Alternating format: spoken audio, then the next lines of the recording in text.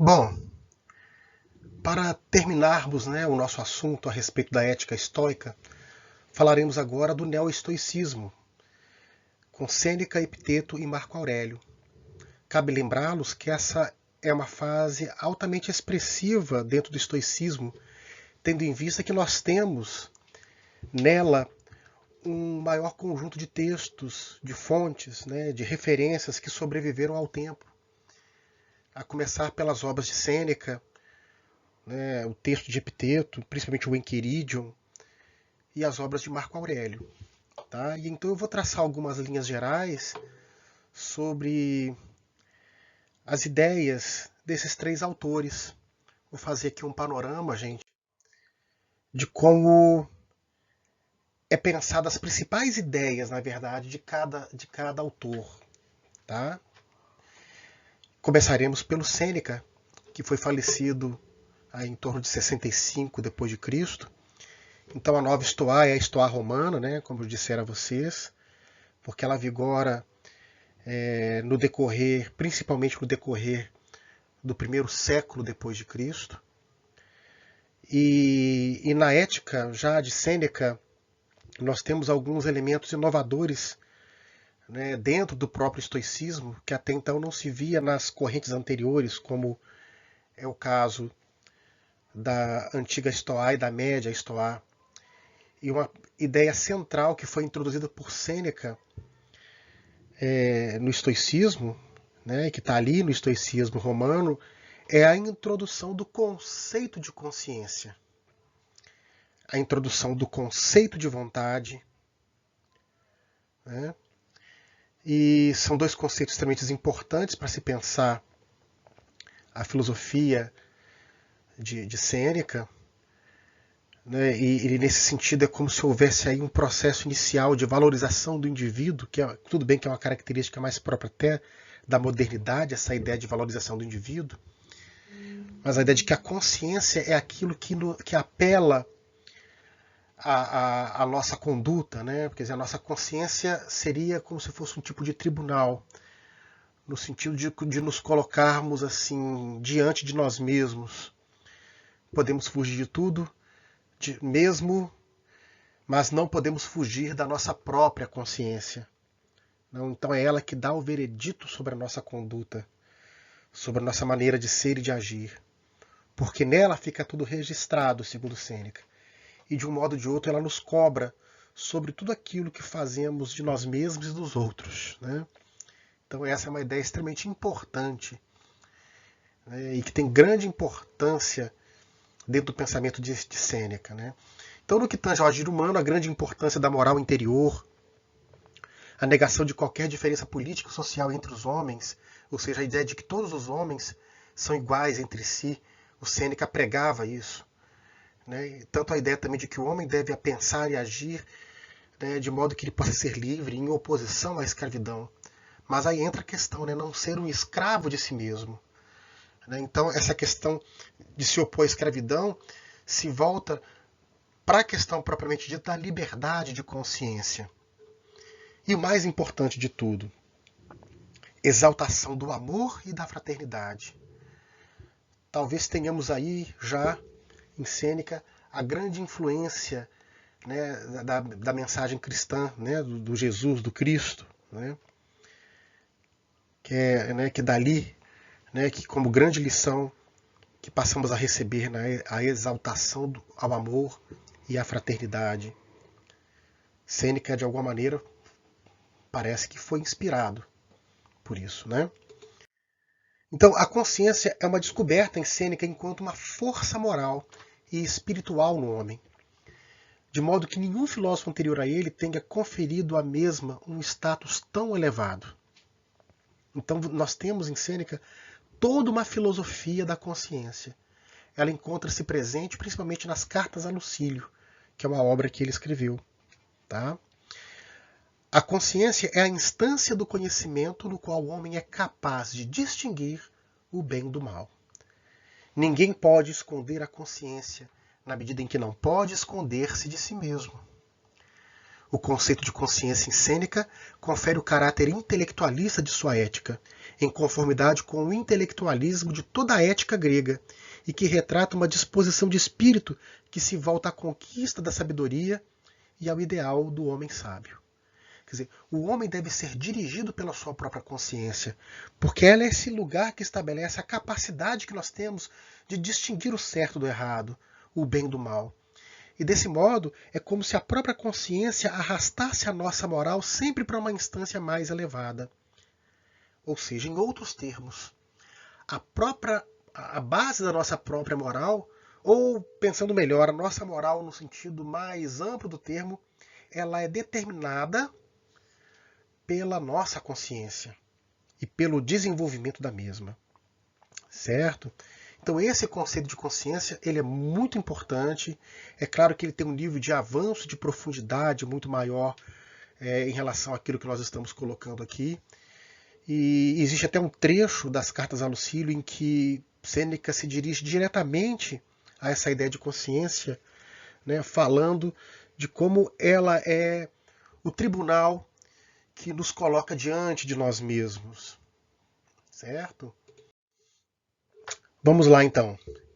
E aqui nós temos algumas categorias, alguns conceitos gerais sobre a filosofia de Sêneca, né, a questão da vontade, que é uma faculdade distinta do conhecimento, porque a vontade está ligada à nossa capacidade de deliberação, de escolha, de decisão, né, ao nosso arbítrio.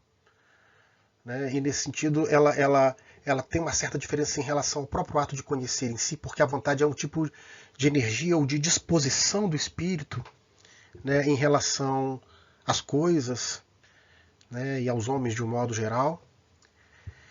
E o Sêneca vai colocar também que o ser humano está maculado pelo pecado e pela culpa, e que o ser humano é por natureza pecador.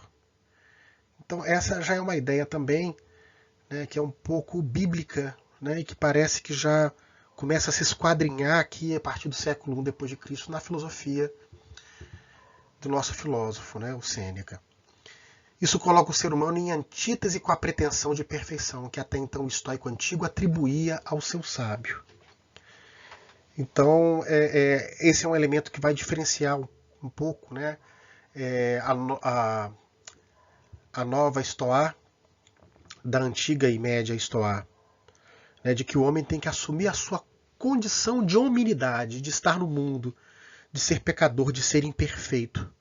Porque é a partir dessa consciência é que ele deve realizar uma busca por si mesmo, né, uma busca pela sua emancipação, né, pela construção do seu ser. Então, a consciência dessa imperfeição ela é importante para que o homem não seja levado a um certo tipo de ilusão em relação a si mesmo.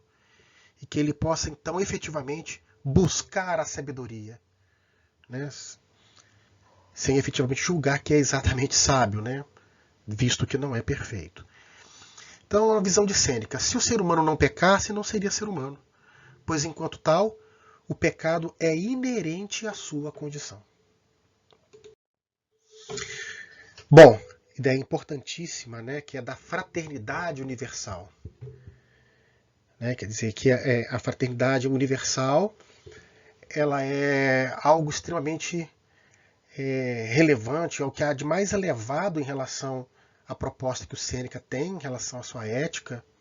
Né, todas as ações nossas devem se voltar para essa fraternidade. Né, e para isso, né, entra a questão da verdadeira nobreza e do verdadeiro valor que é a virtude. Ou seja, de que a realização da fraternidade universal depende desse aprimoramento do indivíduo humano, né, e do seu despertar de consciência para a virtude. Então aqui, a verdadeira e única nobreza é a que o homem constrói para si mesmo no interior do seu espírito. É a norma pela qual Sêneca propõe que o senhor se comporte com o escravo, o superior com o inferior. Ou seja, um homem elevado é um homem humano que tem a fraternidade por aqueles que estão até mesmo subordinados a ele. É claro que aqui as coisas são colocadas dessa forma porque elas têm uma relação direta com o contexto histórico em que Sêneca viveu. onde era comum as pessoas terem escravos, né, nas suas famílias e tudo mais.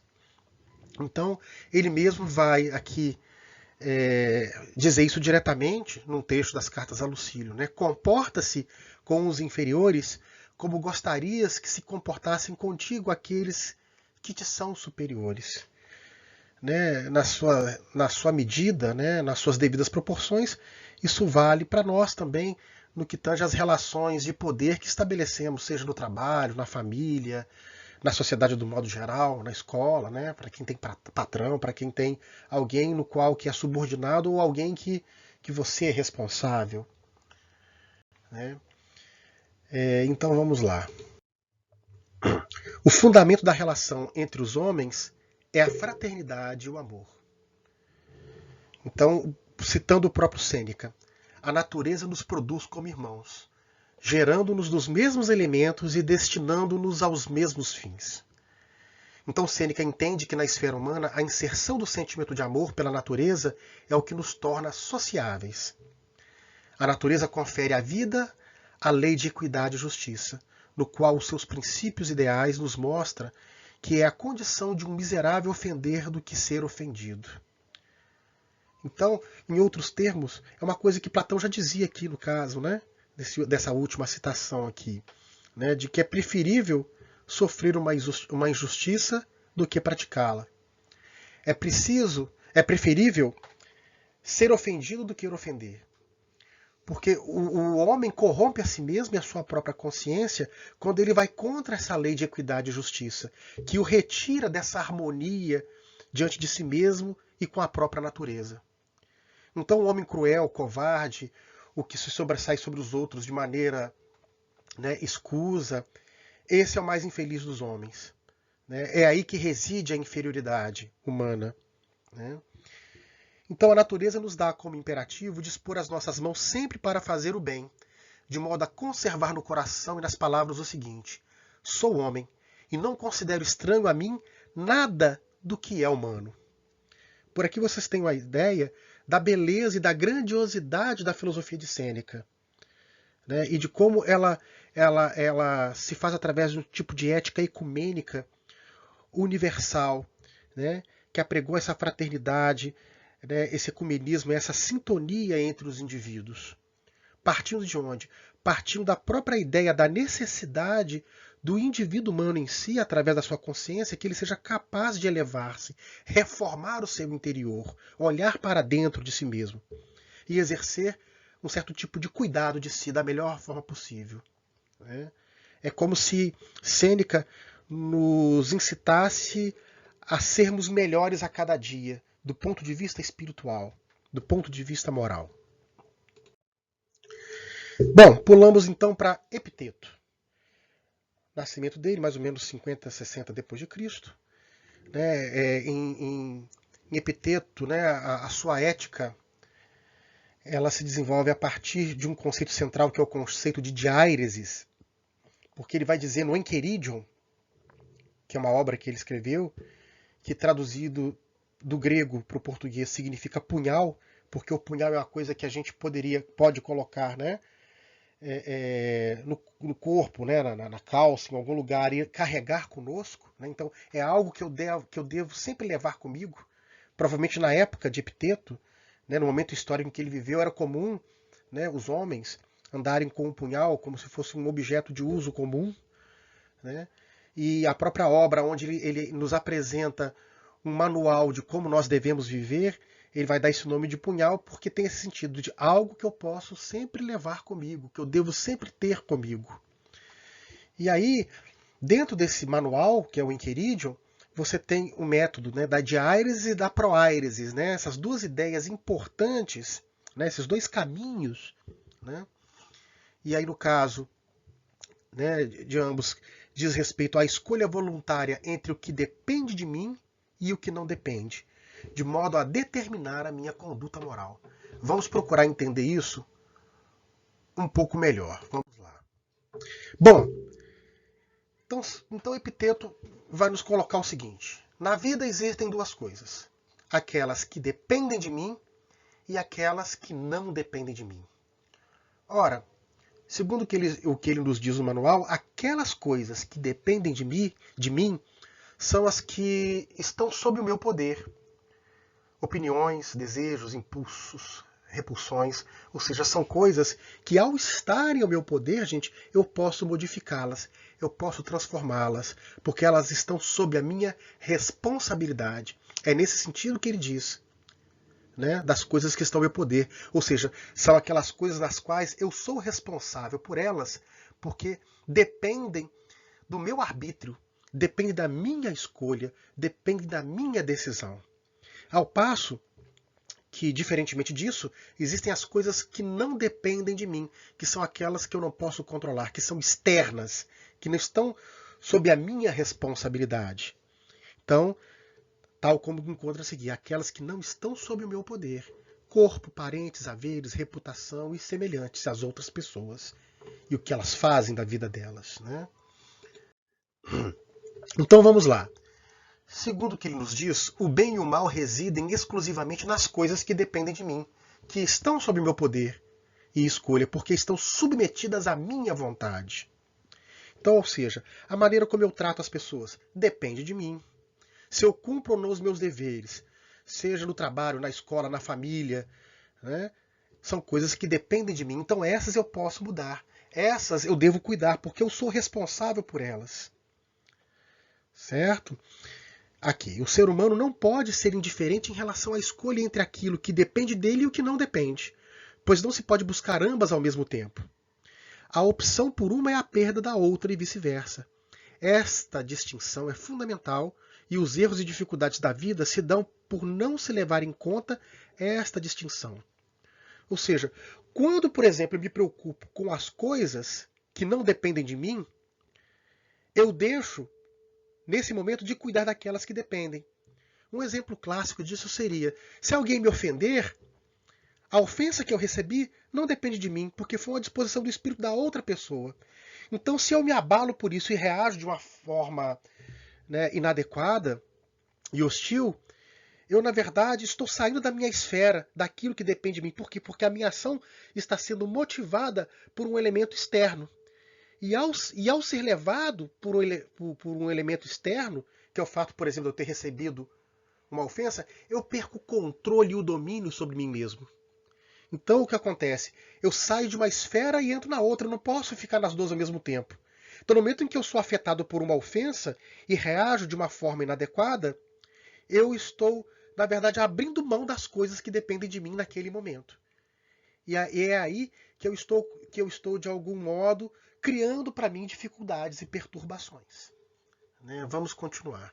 É uma situação difícil, né, para qualquer um de nós, tanto para mim quanto para qualquer um de vocês. Né? Fazer a escolha pelas coisas que não dependem de mim leva à infelicidade, pois são aquelas que não exercemos nenhum controle, tal como tudo aquilo que concerne a vida física, como os bens, o corpo, os prazeres. Por este caminho se vai ao encontro de desilusões e contrariedades, assim como da perda de liberdade, tornando-se um escravo de si mesmo e das coisas. Quer dizer, essa afirmação é bem emblemática para poder ilustrar isso que nós estamos dizendo, né? Que estamos colocando. Em contrapartida, concentrar-se nas coisas que dependem de mim faz com que eu seja verdadeiramente livre, pois assim se pode viver a vida que quer e alcançar a satisfação e a paz de espírito. Para isto, é preciso rejeitar as coisas que não dependem de mim. Olha, se eu perder uma pessoa amada, né, tudo bem que é um exemplo duro, se eu perder um filho, ou perder a esposa, ou perder uma pessoa muito querida, bom, isso é algo que eu não posso mudar. Porque eu não posso interferir no destino das pessoas e da ordem natural do universo, do mundo. Então, se eu me abalo por isso, os fatos não vão mudar.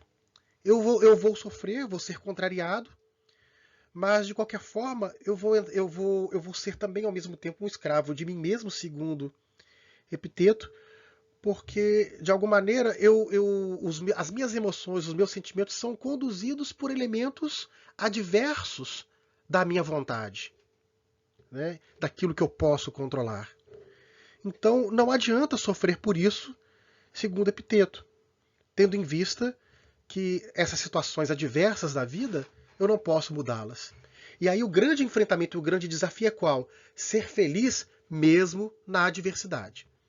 Em contrapartida, concentrar-se nas coisas que dependem de mim faz com que eu seja verdadeiramente livre, pois assim não pode viver a vida que quer e alcançar a satisfação e a paz de espírito. Para isso é preciso rejeitar as coisas que não dependem de mim. Como a gente acabou aqui de dizer. Vamos lá. Proairesis. O termo proairesis tem o significado de pré-escolha, de uma pré-decisão. É um ato racional, um juízo cognitivo que envolve discernimento. Então está aqui.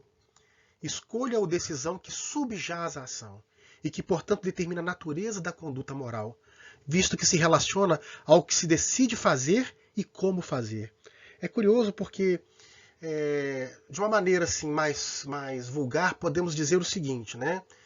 Que uma ação ela tende a ter valor moral quando eu penso antes de agir. Quando eu penso antes de realizar uma escolha. E não escolher e agir antes de pensar. Porque se eu penso, eu sou capaz de pensar antes, eu sou capaz de ponderar os prós e os contras daquilo que eu vou fazer. E então tomar a melhor decisão. Então eu não ajo por impulso, eu não ajo por emoção. Então a Proairesis tem relação com essa ideia que vulgarmente temos, né? Olha, tome cuidado, pense antes de agir, para não fazer besteira, né? Então isso é importantíssimo.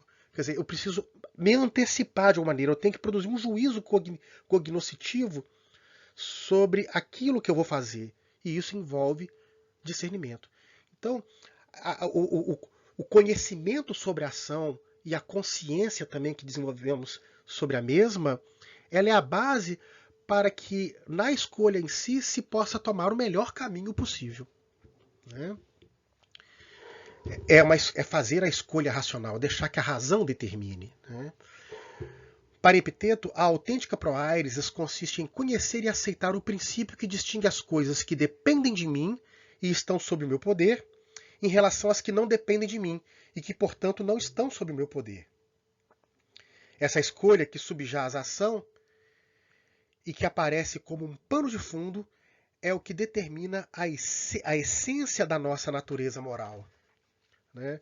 Ou seja, a grande questão é desenvolver essa consciência, essa proairesis, né? E essa capacidade de entender, né, o sentido das ações no que tange ao fato delas estarem sob meu controle ou sobre elas não estarem sob meu controle. Então é a primeira coisa que eu preciso analisar. Em que medida algo depende de mim? Ora, se eu consigo fazer essa análise racionalmente e perceber que há alguma coisa que depende da minha decisão, aí sim eu tenho que tomar as providências necessárias. Mas no momento em que eu sou capaz de fazer uma análise e perceber também que há certas coisas que não dependem de mim, aí eu devo, de alguma maneira, segundo Epiteto, vamos dizer assim, me conformar e ter um certo tipo de autocontrole associado a um certo tipo de apatia ou de indiferença, porque como eu não posso mudar, também não adianta eu ser afetado por aquilo. Né? Então está aqui, repetindo, essa escolha que subjaz a ação, né? Que é a base de constituição dela, porque é o que vai estabelecer os princípios para que eu possa agir, né? E que aparece como um pano de fundo, é o que determina a essência da nossa natureza moral. Essa capacidade de distinguir, né, daquilo que eu posso fazer, daquilo que eu não posso fazer, do que depende de mim em relação ao que não depende. Bom, por último, Marco Aurélio, mais ou menos aí entre 121 e 180 depois de Cristo. Né, e o Marco Aurélio eu vou falar muito rapidamente, né, dei mais relevância ao Sêneca e Epiteto, mas é um grande imperador romano, né, é o que nós temos notícia, um imperador filósofo, né, o Marco Aurélio, importantíssimo também. Então está aqui. Do ponto de vista moral, o intelecto é o que temos de mais elevado e nada pode atingi-lo, a não ser o próprio julgamento que ele formula das coisas. A gente pode notar aqui, a partir dessa ideia sobre Marco Aurélio, que há um conjunto de princípios, de fundamentos, que perpassam esses três autores, né? O Sêneca, o Epiteto e ele aqui, né? Porque essa valorização da consciência, do intelecto, da razão, né? Enquanto a base de constituição da nossa moral, porque é dali que vai se estabelecer a natureza das nossas escolhas, né, de modo que elas possam ser realizadas da melhor forma possível, ou seja, de que uma boa decisão é sempre uma decisão racional, né, que apele à razão, ao conhecimento e ao intelecto. Para Marco Aurélio, as coisas são efêmeras, supérfluas, passageiras, monótonas e insignificantes, o que demonstra que estão sujeitas a caducar e a se tornarem nulas. É interessante essa ideia, né? Das coisas como passageiras. A gente tem que saber lidar com essa fluidez das coisas, né? Com a efemeridade do mundo, das pessoas, das coisas e de nós mesmos, né? Enquanto seres vivos.